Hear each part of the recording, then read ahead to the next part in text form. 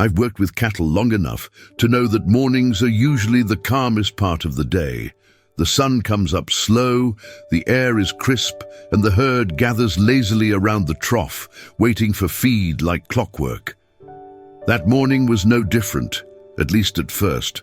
I'd pulled up to the pen just after sunrise, coffee still warm in the cab, boots crunching on the frost-coated ground. The pasture stretched out quiet and golden under the early light. I carried 2 buckets of grain toward the trough, same as always. The cows followed me, heads low, their breaths visible in the cold air. But out of the corner of my eye, I saw him, the bull. He was standing a little apart from the herd, broad-shouldered and still, watching me. He wasn't usually aggressive, but something about his stance that morning made me uneasy. I kept walking, trying not to make a big deal out of it. Bulls can sense nerves, and the last thing I wanted was to trigger him. I dumped the grain into the trough, the metallic clatter echoing across the pen. That sound must have set him off. He charged without warning. 1 second I was standing steady, the next I was airborne, the buckets scattering like tin cans. The bull's massive head caught me square in the ribs, launching me clean over the trough. I landed hard on the other side, the wind knocked out of me, staring up at the sky. And that's when, gasping for air and covered in mud, I saw something near the ground that made me freeze completely. I didn't dare stand up. The bull stomped and snorted on the other side of the trough, tossing mud with each breath like a bellows. I pressed my cheek to the cold ground and began to crawl, elbows and knees working a rhythm, trying to put the metal tank between us. The grass smelled wet and ironish, and each inhale scratched my ribs where his head caught me. I reached for the bucket, then left it as he poured and swung back. Keeping low, I slid behind a patch of thistles and finally saw what had frozen me. A gap beneath the trough platform where the soil had collapsed, exposing wood that didn't belong there. Not fence timber, old planks cut square and tight, laid like a lid. The edge had lifted just enough to show darkness beneath, and the bull's charge had widened it. I touched the corner. It shifted under my fingers with a dry rasp. The bull clattered the trough, water sloshed over, and I took the chance to inch farther along the frame. My hand brushed a ring bolt sunk into the plank. It was rusted, but solid. I hooked 2 fingers and pulled. The plank lifted an inch, then settled. I tried again, bracing a knee against the footing. Another inch. From the hole rose a breath of cool, stale air, smelling of old earth, oil, and something like mice or seed. I paused, listening. The bull's breathing moved away, the herd crowding him off with their steady hunger. I wedged a broken stick through the ring and levered harder. The board came up enough to reveal a square space, timbers, a short ladder, and the gleam of metal tucked in the shadows, waiting like a secret the pasture had kept for too many decades. I knelt there for a moment, staring at the square opening beneath the trough. The bull had wandered back toward the herd, but my heart was still pounding from the charge. My ribs ached with every breath, and mud clung to my shirt, but none of that mattered anymore. What I'd just uncovered didn't belong under a water trough. It looked like the entrance to something deliberately built and then buried over time. Carefully, I hooked my fingers through the rusty ring bolt again and lifted the wooden hatch farther. The hinges gave a long, creaking protest, but they held. Below, the darkness yawned like an open mouth. A wooden ladder descended into the earth, its rungs covered in dirt but still intact. My first thought was that it might have been some kind of storm shelter, but there was no record of anything like that here, and I'd worked this pasture my entire life. I would have known. I lowered myself onto my stomach and peered inside. The ladder disappeared into a narrow space that seemed to widen further down. My flashlight was still in the truck, but even in the dim light, I could make out something metallic glinting in the shadows. It wasn't farm equipment. It was too small, too deliberate. I pulled back, sitting in the grass, trying to make sense of it. This hatch had probably been here for decades, hidden beneath layers of mud, weeds, and the steady rhythm of farm work that never questioned what lay beneath. The bull's charge had been pure chaos, but it had also uncovered something that clearly wasn't meant to be found by accident. And now, whether I was ready or not, I had a mystery sitting right under my feet. I waited until the bull finally lost interest and wandered off with the rest of the herd before I dared get any closer. The morning light had shifted now, cutting through the gaps in the fence and shining right onto the open hatch. Dust motes floated lazily in the air above it, and the dark hole below seemed even more out of place in the middle of the pasture. I went back to the truck, grabbed my flashlight and returned, heart thumping against my sore ribs. I knelt beside the opening and pointed the beam down. The ladder led about 10 feet underground into a small chamber. The walls looked like packed earth reinforced with old timber beams. At the bottom, I could see the faint outline of a dirt floor and something metallic lying partly buried. My pulse quickened. The ladder creaked under my weight as I climbed down slowly. Each step released a puff of dry earth and sent tiny pebbles scattering into the darkness. It smelled musty, like old grain bins mixed with wet soil. When my boots finally hit the ground, the temperature dropped a few degrees, and the light from above narrowed to a thin rectangle. I turned the flashlight around the room. It wasn't big, maybe 10 by 12 feet, but it was deliberate. Someone had built this space. There were wooden shelves against one wall, now empty and sagging. In the corner sat a rusty barrel, half collapsed in on itself.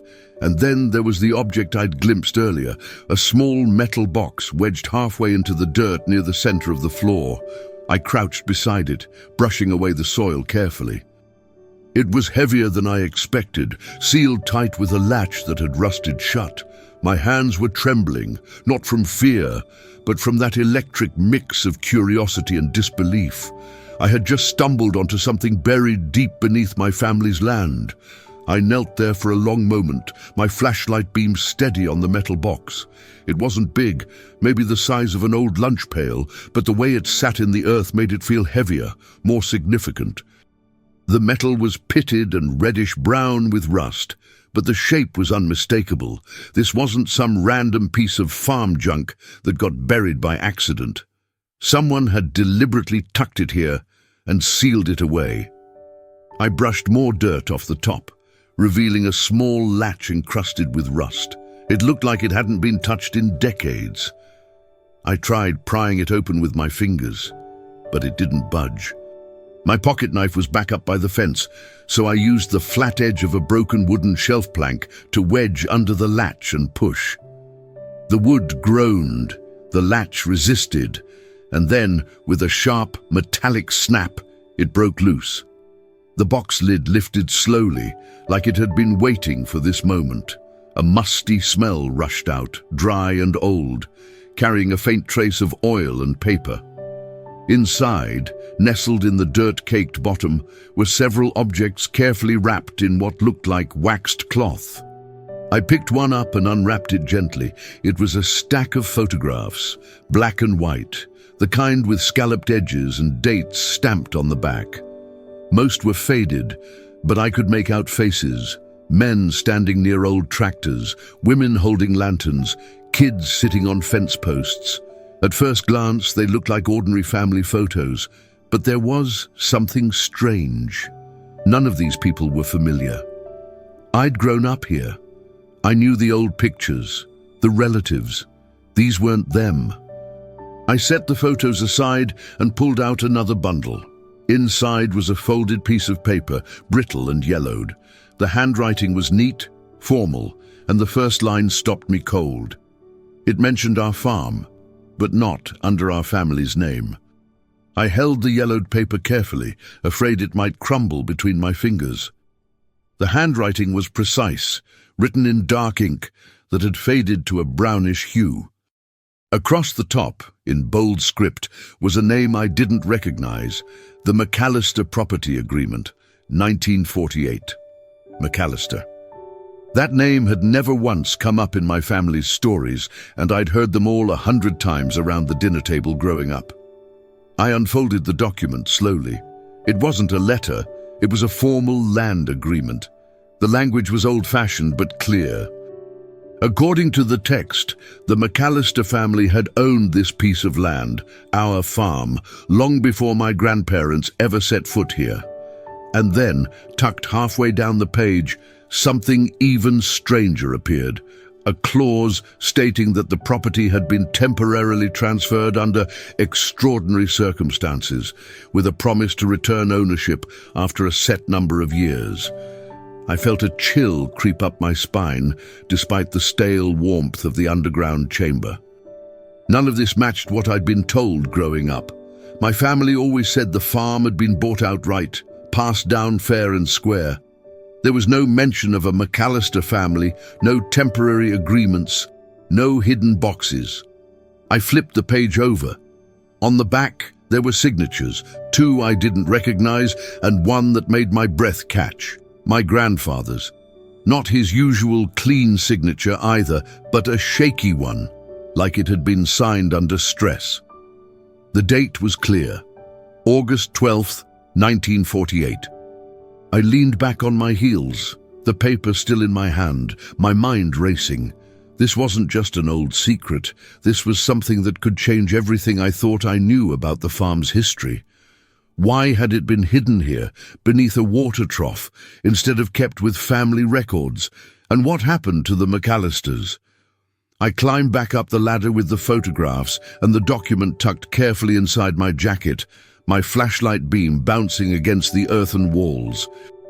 When I pushed the hatch closed and stood in the sunlight again, everything around me looked the same. The fence, the herd, the pasture.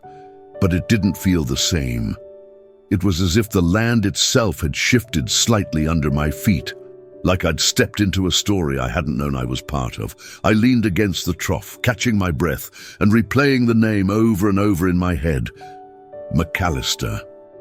How had that name disappeared completely from family lore? I decided to head straight to the farmhouse.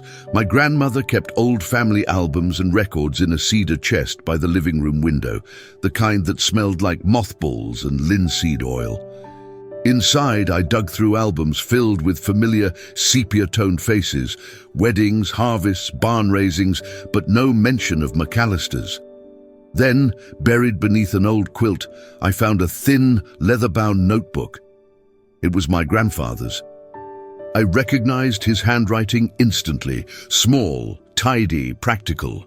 Most of the entries were about crop yields, weather, equipment maintenance, but near the middle there was a section that felt different. The handwriting got shakier, the dates clustered around the late 1940s. One entry in particular made my hands go cold. Meeting with Mallisters postponed, tensions high. They say it's only temporary. I'm not sure I believe them anymore. There were more entries, fragments that painted a picture of some kind of deal gone sour. Mentions of lawyers, delayed payments, and something cryptic about keeping it quiet for everyone's sake. I sat back on the old couch, the notebook open on my knees. Whatever had happened between my grandfather and the Mallisters had been intentionally buried, both figuratively and literally. And now, thanks to one angry bull, it had clawed its way back into the light. The next morning, I couldn't shake the weight of what I'd found. The Mallister name, the land agreement, my grandfather's uneasy notes, it all felt like pieces of a puzzle that had been scattered for decades. I sat at the kitchen table with a cup of black coffee, staring at the photographs spread out in front of me. The faces in those black and white images seemed to stare back, daring me to figure out their story. I decided to head into town. The county courthouse kept old property records, and if there was any truth to that document, it would be buried in their archives somewhere. The clerk at the front desk was skeptical when I explained what I was looking for, but after some persistence, she led me to a dusty back room lined with filing cabinets that looked like they hadn't been opened since the Eisenhower administration. I spent hours flipping through yellow deeds and brittle property ledgers. The room smelled like old paper and floor polish, and the hum of the fluorescent lights overhead made everything feel frozen in time. And then I found it. An original property deed dated 1948, stamped with the Mallister family name. My pulse jumped. But what really caught my attention was the next document in the folder, a temporary custodianship agreement. The language matched almost exactly what I'd read underground. It transferred the property to my grandfather's name for a period of 20 years, under special circumstances not fully explained in the text. After that period, the ownership was supposed to revert to the Mallisters, unless both families agreed otherwise. I leaned back in the creaky chair, the papers trembling slightly in my hands. The agreement had expired decades ago. By all accounts, if no follow-up had ever been made, the ownership of the farm had been in legal limbo for years, and nobody in my family had ever said a word. I drove back to the farm with my mind spinning faster than the gravel under my tires. If that agreement was real, and it clearly was, then this land might not even legally belong to my family anymore. I parked by the barn and sat there for a while, staring at the fields that had been a part of my life for as long as I could remember. The idea that they might be tied to a forgotten deal from the 1940s felt surreal. That evening, just as the sky turned pink and gold, a dusty blue pickup truck pulled into the driveway. I didn't recognize it. A tall woman in her late 40s stepped out, wearing jeans, boots, and a flannel shirt. She had the kind of quiet confidence of someone who belonged in the countryside. She walked up to the porch, slowly, scanning the farm with a look that was half nostalgia, half calculation. "Can I help you?" I asked, stepping outside. She smiled faintly. "Maybe. My name's Claire Mallister." The name hit me like a hammer. For a second, I just stood there, the echoes of the courthouse records still fresh in my mind. She went on, explaining that she'd recently been going through her late father's papers and had found references to an old property agreement involving this very farm. "I had to see it for myself," she said. "My family never talked much about what happened here, but there are pieces that don't add up." I invited her onto the porch, my pulse quickening. She laid out a folder with documents similar to mine, photographs, legal papers, letters. Some of them matched exactly what I'd found beneath the trough. For the first time since that bull sent me flying, I realized this mystery wasn't just mine anymore. The Mallisters had questions too, and maybe answers I didn't. Claire and I sat on the porch as the last light of day faded, turning the fields into dark silhouettes against the orange sky. We spread the documents between us on the old wooden table, the paper edges curling slightly in the evening breeze. It felt strange, like two historians meeting on sacred ground, piecing together a story both our families had buried. She pointed to one of the letters she'd brought, dated 1949. "This was written by my grandfather," she said. "It talks about a dispute with your grandfather over the property. They agreed to a temporary handover during a financial crisis, but something must have gone wrong. He mentions legal delays, family disagreements, and then the letters just stop." I showed her the document I'd found underground and the property records from the courthouse. Her eyebrows shot up. "So it was real," she murmured. "I wasn't sure until now." We spent the next hour trading what we knew, comparing dates, notes, and small details that began to form a bigger picture. The Mallisters had fallen on hard times after a failed harvest and mounting debts. My grandfather had stepped in to help keep the farm afloat, under the promise it would be returned later, but something, perhaps pride, miscommunication, or deliberate silence, had caused both families to let the issue fade over the decades. Claire sighed, leaning back in her chair. "It's strange, isn't it? All these years, both families lived practically next door, and no one ever talked about it." I nodded slowly. "And if that bull hadn't hit me, I never would have found any of this." She laughed softly. "Guess fate has a sense of humor." The porch light buzzed on, casting a warm glow over the scattered papers. The past wasn't just history anymore. It was sitting right in front of us, demanding to be faced. The next morning, I woke up before dawn, unable to sleep. Claire had left late the night before, but the conversation replayed in my mind on a loop. I sat at the kitchen table with a mug of coffee, staring out the window at the first streaks of light coloring the sky. For the first time in my life, the farm didn't just feel like mine. It felt like borrowed ground, holding on to a story that was bigger than any one family. I walked out to the pasture as the sun climbed higher, the grass still damp with dew. The herd was quiet, grazing lazily, and the bull that started all of this stood off to the side, calm and uninterested now. I stopped near the trough, looking down at the hatch I'd carefully covered again the night before. It was strange how something so small, so hidden, could hold the power to unravel decades of silence. Later that day, Claire returned with more documents. Letters between lawyers, copies of legal filings, and even a faded photograph of both families standing together outside the barn. In the picture, my grandfather and hers stood shoulder to shoulder, smiling tightly as if trying to hold something fragile together. We sat in the living room, spreading everything across the coffee table. The truth was clear. Both families had quietly let the ownership agreement expire and then moved on, without ever formalizing anything. No lawsuits, no confrontations, just silence and time. Claire looked at me seriously. "We could fight this. My family might even have a legal claim, but I'm not sure that's what any of us want." I nodded slowly. "This isn't about courtrooms. It's about finishing what they started." The weight of that truth settled between us. It was heavy, but it felt right.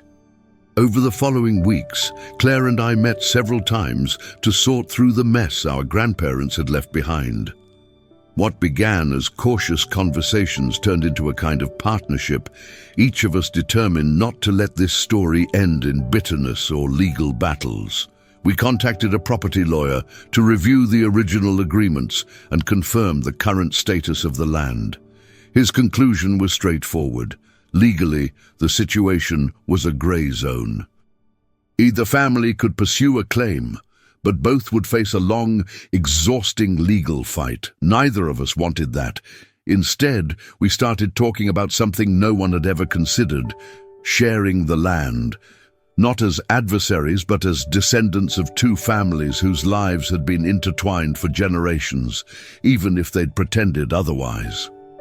We walked the fields together one evening as the sun dipped low, turning the sky a fiery orange. She told me stories passed down through her family, bits and pieces that filled in gaps mine had left out. I shared my memories too, the harvests, the storms, the quiet mornings that defined my life here. The more we talked, the clearer it became that this farm didn't belong to just one name. It belonged to the history between both families. Eventually, we drafted a new agreement, modern, fair, and built on transparency. We'd split responsibilities and profits, preserve the historical structures, and document everything properly so no future generation would be left guessing. Standing by the trough where it had all started, I thought about that bull's charge. At the time, it had felt like pure chaos, but now I saw it for what it was, the catalyst that forced the past into the open. Thank you for listening to my story. If it spoke to you, tell me in the comments where in the world you're listening from, and don't forget to subscribe to the channel for more stories like this one.